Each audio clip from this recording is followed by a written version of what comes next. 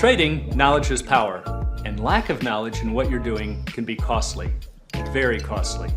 So you need a solid foundation of quality market education. Whether you're new to trading or a seasoned veteran looking to add advanced strategies to your arsenal, there's always something to learn and something to improve on.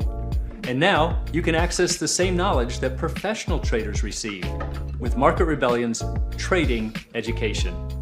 I'm Bill Johnson, Head of Options Education here at Market Rebellion, and we've assembled a comprehensive curriculum based on decades of real trading experience, covering everything you need to know about trading options from beginner to advanced.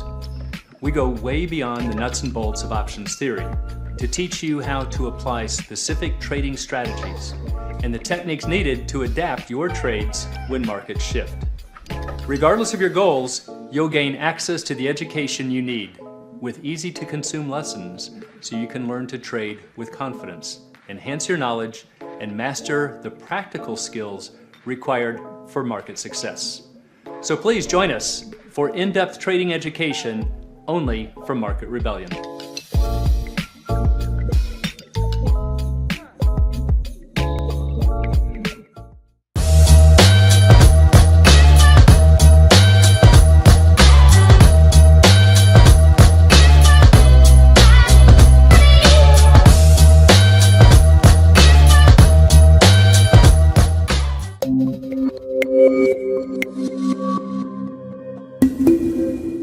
Hey, good afternoon, Market Rebels.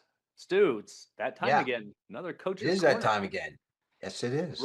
Rolls around fast. But before we get started, I want to give a couple of shout outs to some very special people. First, and I know you know who this is, Gato y Pato Oh, yeah. for all of their amazing help, and to one of our newest viewers and followers, to Stormtrooper.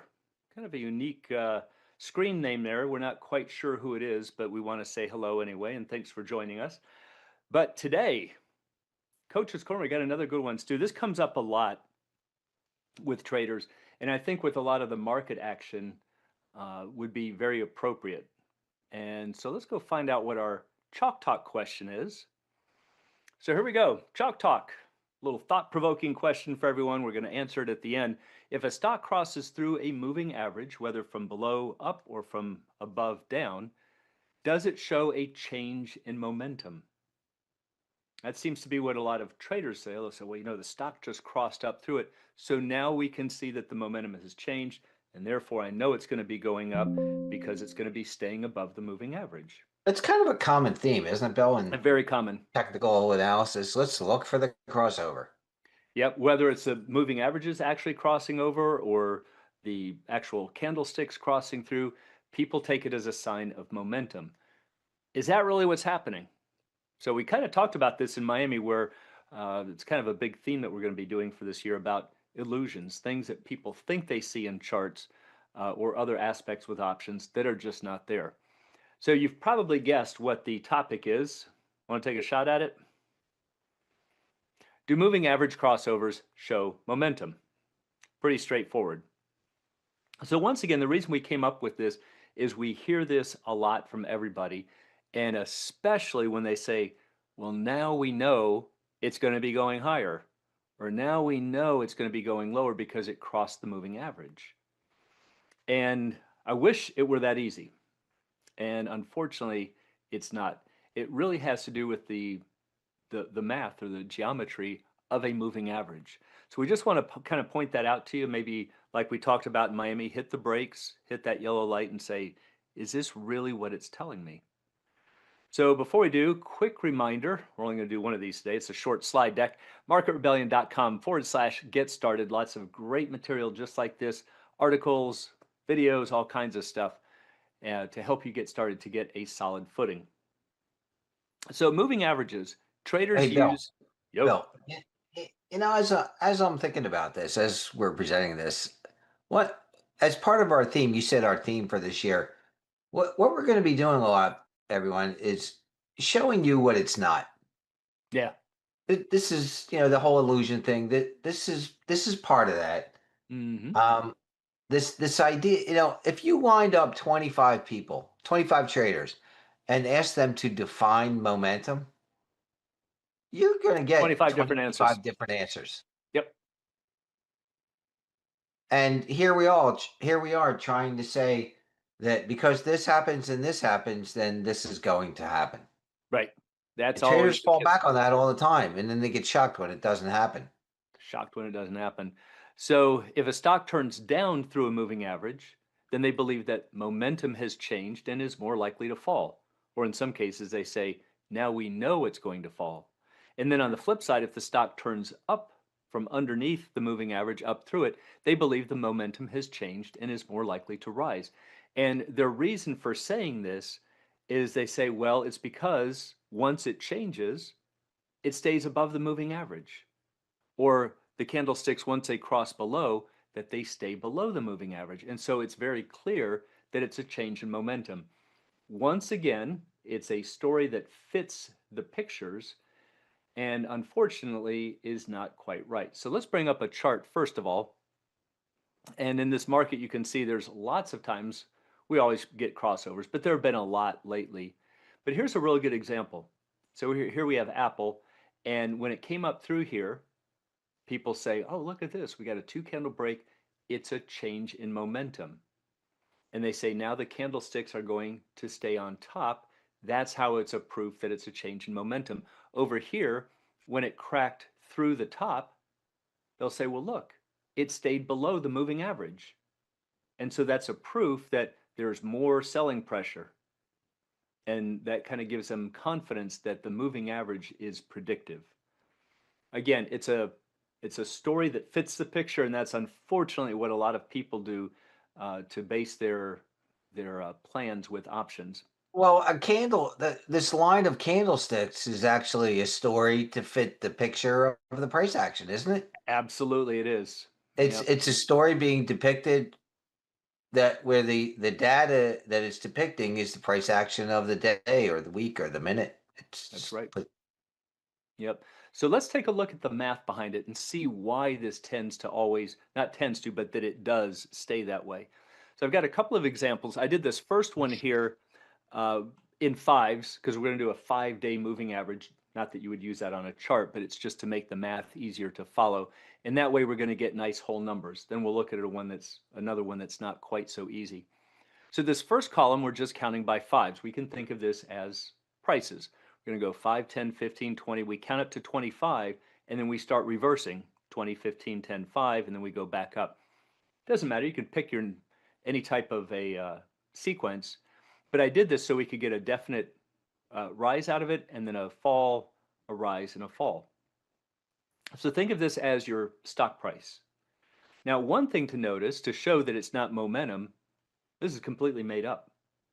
These aren't stock prices. So again, this is why when traders are looking at charts and they say, well, there must be something special about it because these are real prices and real people placing trades. It does not change the math at all. So what I've also plotted on here in red is a 5 day moving average. Take your pick, 20-day, 50-day, 100-day. It's the same idea. I just did it so we can keep smaller windows. So why is it that when the prices cross the blue line, cross from above below, look at that. It tends to stay. We definitely have momentum crashing through because the red line stays above the blue. Bill, And then just to be clear here, it wouldn't matter if it's whatever the term is, if it's weekly or monthly or same annual, story. Even That's just um, scaling. or 5 day or 10 day or 100 day. None of that really matters. Doesn't matter. Correct. And it's the math is the same. So if the prices come from underneath the moving average, blue comes from underneath the red, traders go, look at this. It must be momentum. It's a crystal ball because once it crosses through, the blue stays above the red. So it's definitely a change in momentum. You can't deny that. Well, we can. Again, it's an illusion. It's a story that's designed to fit the picture. But why does it seem to work? Why is it that we're going to start over here that once we crack through it, we tend to stay below the red? Well, it really works out. It's because moving averages are lagging. So let's take a look at the math here a little closer. Here's what's going on. Remember, we're going to do a 5 day moving average, not that you would do this in the real world, it's just to make it easier to follow. So here's our first 5, let's call them prices. What's the average of that? Well, they're symmetrical, so it should be the middle one right there at 15, and that's what that number is right there. Now, we roll a moving average, just if you do a 1-day lag, it's going to shift by 1 day. So now we're going to go to the next 5. But notice what happened. We lost 5. So think of it that we lost $5, but we gained 20. Picked So up what's the net? 15. We have a 15. net of 15 divided by 5 is how much? 3. Is 3. And that's why our moving average went from 15 to 18. Cool. All right. Now we go to the next one and we see that we lost 10 and we gained 15, which is a net of 5. Divided by 5 is 1. That's why we went from 18 to 19. We picked up 1 on our moving average. All right, so notice what's happening, that anytime the left number is bigger than the right, 25 is bigger than 15, 20 is bigger than 18, and then we flip. Now it's no longer true. That's a cross. So if we point right here, you can see in Excel, can you see that little white box right there? It says 19. Yeah. It's telling us that that is the crossover. So it's just the fact that we're still holding on to some relatively high prices, while the blues are dropping to lower prices. Once they start rolling into the mix, then it drags the red down. But that's why the red absolutely must stay above the blue, or the blue absolutely must stay below the red. So watch It's what just the happens. moving average catching up. It's the moving average catching up is all it is, right? It's not a change in momentum. So let's go from, let's say we'll do these 5 right here. Okay, so there's a 5-day window, right? 1, 2, 3, 4, 5. For that window, we lost 20 and we gained 5, which is a what? $20 loss. A $15 loss. We lost 20 and gained 5. Oh, 15. Okay. We got a 15, so that's minus 15 divided by 5 is what? 3. Minus 1. I'm sorry, but it's minus 3. Correct. So we got 50. So that's why we lost 3 here. 18 to 15. We went from 18 to 15, and that's because these bigger numbers dropped off. See, it's just trying to catch up. And then when we go from here to here, what happened? We lost 25, we gained 10. That's a gain of what? I'm sorry, a loss of 15. 15. Divided by 5 is 3 Right. minus 3. That's why we go from 15 to 12. And then this will happen. Now, again, you can see here that the left is now below. Okay, left is less than the right, left is less, then it's less, but then all of a sudden it's more. That's a crossover right there. And we should see that that should happen at 11. So if you look at the bottom of that white box, it says 11. That's where we cross from going from lower to above. So now what happens? Now we're going to start increasing. So if we pick another 5-day window, dropped off 15, gained 20, that's a gain of 5. Divided by 5 is 1, and that's why we picked up 1. So it's just the way that the math has to work out. It has no choice. So the point is that just because you see that it crosses doesn't mean that there's something magical about momentum. It might be, but the moving average cross does not show that. It's just an artifact. It's just a reflection of the way that the math works out. Bill, can I say that there's nothing magical about any of this? There's nothing magical about any of it once you understand the math of how it works. Exactly. And again, guys and ladies, that's not to say that it's not a tool, and it's not to say that you can't use it, or you shouldn't use it, or anything like that. Just understand that it is a tool, that it's derived from some formula, and that it doesn't indicate that something absolutely has to happen. No, it's just the fact that, like you said, it's a good way to word it. The moving average is trying to catch up. So once you can see we've got lower and lower numbers. That's the blue line going down, but they haven't quite caught up to the red. That's why the red is still going up, and then it starts catching up, and now it's starting to pile on these lower numbers. But it still has to be above the blue. because it's always catching up. It's always taking the higher values, and until they do what? Roll off in the other direction. Okay, so that's just going to keep going. Now, here's one. I did this again just to make it work with whole numbers. Not going to work out that nice and neat in the market. Same idea, similar picture. Let's do it with 1 through 5. I'm sorry, 1 through 6, and then 5, 4, 3, 2, 1, and then count back up. Same idea. So if we look at the first 5 numbers, symmetrical, middle is the average. There's 3. All right, so we have a value of 3. Now watch what happens when we go to the next window. We lost 1. We gained 6 for a net of 5 gained divided by 5 is 1, and that's why we picked up 1 on the moving average. On the next one, what happened though? Now we lost 2. We gained 5, which is a net of 3, divided by 5 is what? 0.6. And that's why we went from 4 to 4.6. All right, so you can just see if that keeps going. We'll do one more here. We dropped off 3. We picked up 4 as a net gain of 1, divided by 5 is 0.2. So we go from 4.6 to 4.8. And then what happens, again, notice left is bigger than the right, left is bigger than the right, until those numbers flip. And then we eventually get to where the left is less than. Okay, so these are going to be crossing points. And once they cross, now it's having to catch up, and it's always going to sit on top. It has to.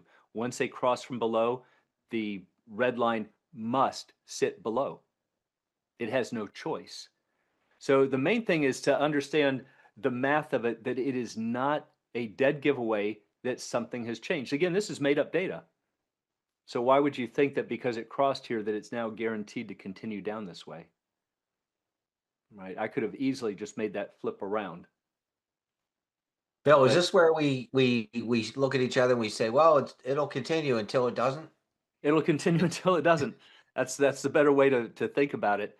But the main point is that when you see, in this case, we're assuming the blue is the stock prices. Just because it crosses a moving average, take your pick, 20, 50, 100, whatever it happens to be. Now they're not going to, this is going to be very responsive because it's only a 5-day window. The longer the moving average, the straighter it becomes, but the math is exactly the same. And that's why longer moving averages like a 200 take so long to turn. Or even how about 500 or 1,000? 500, right. That's why they look straight on your chart even for if you're zoomed out quite a bit, because they just take so long for all of that old data to get pulled, to fall off the chart. But here with 5 days, it should be very quick to respond. And you'll see that the shorter the window of your moving average, they're going to be very quick to respond. So at any rate, the main thing we want to get to traders, that's again kind of our theme here, is to get people away from the illusions and the things that they think are true just because they can see it with their eyes. So I hope that helps everybody to understand what's actually happening with the moving average. And there's nothing special about, oh, look, the blue is below the red. Oh my gosh, it's staying there. Look at that. It must be a change in momentum. It's telling me something. And once it gets back up here, now it's above the moving average. It's magic. It's not magic. It's just the way the math works out. It has to. So just again, like Stu said, it doesn't mean that moving averages are bad. We use them all the time in Q&A classes, but we take it from a different perspective.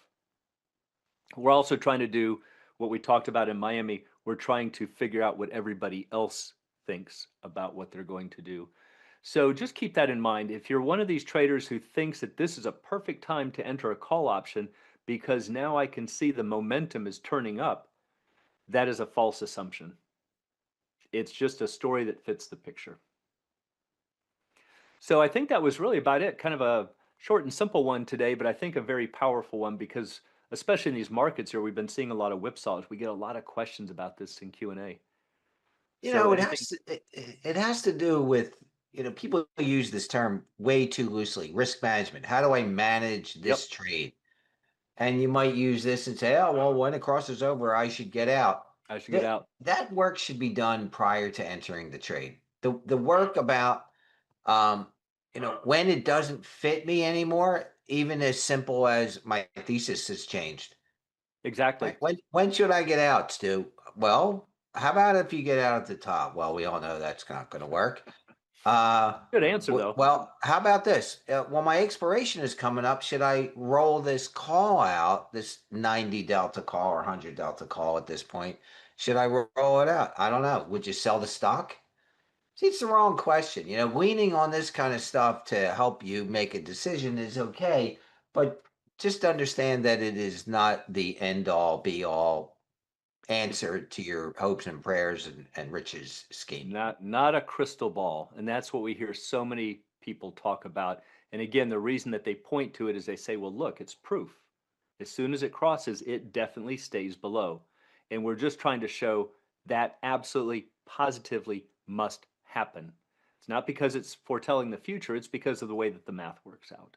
So just be careful of how you make those interpretations. So I think with that, it brings us up to our Chalk Talk question for the riveting answer, if you haven't figured it out already. If a stock crosses through a moving average, does it show a change in momentum? So, what do we think the answer is here? Yes. No. According to a lot of our people, the answer is yes, but the answer is actually no. And hopefully, we showed you in a very clean way why it absolutely must Yeah. be true. We're Yep. we're just showing you the math behind what you think you're looking at. It Right. doesn't really show anything. It just shows some math becoming a picture crossing over or lagging. This whole thing about, that's another thing. This is a lagging indicator. Well, they're all lagging indicators. Every one of them. The MACD, the RSI, look, they're all lagging indicators. They're all trying to tell you when to buy and when to sell. But Right. at the end of the day, and nothing can really tell you this is it. I wish it were. If it were, Oh, I I wish it were. we wouldn't be here, to be honest with you. I mean, I might be here, but I probably wouldn't be here. It's not as easy as people make it out to be. No. And again, for all of you who like to use moving averages, we do too. Just be careful of your interpretations.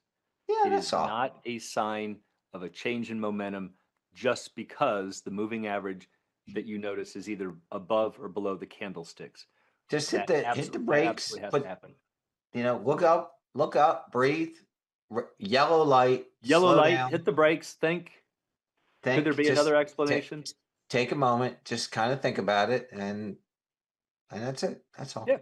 So I think that's the end of it here. We hope that gives you, again, some things to think about. That's what we like to do here on Coach's Corner. So hopefully it gives you some more tips to think about for safer trading and to make better decisions. And with that, we will see you next Thursday for Coach's Corner. We'll see you.